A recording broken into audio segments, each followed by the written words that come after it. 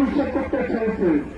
অতএব কেউ সমস্যা করতে চাবেন না, আপনাদের জায়গা থেকে আপনারা অবস্থান করুন। আমরা যেহেতু মুসলমানদের পক্ষে নেমেছি, অবস্থান করেছি, আপনারা যেহেতু মুসলমান, অতএব আপনারা মুসলমানের পক্ষে এখানে অবস্থান করুন। সম্মানিত উপস্থিতি, এই পর্যায়ে বক্তব্য নিয়ে আসছেন জাতীয় উলামা আইনগত পরিষদের সম্মানিত লক্ষ্মীপুর জেলার সংগ্রামী সভা বিষয়ক সম্পাদক জনাব মাওলানা জিল্লুর রহমান। বক্তব্য নিয়ে আসছেন জনাব মাওলানা জিল্লুর রহমান। قال الله تبارك وتعالى جاهد الكفار والمنافقين بأموالكم وأنفسكم।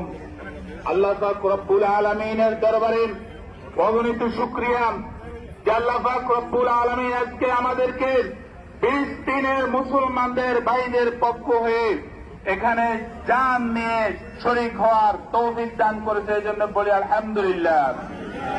আমরা সকলে মুসলমান, আমরা ফিলিস্তিনের পক্ষে, কি বলেন?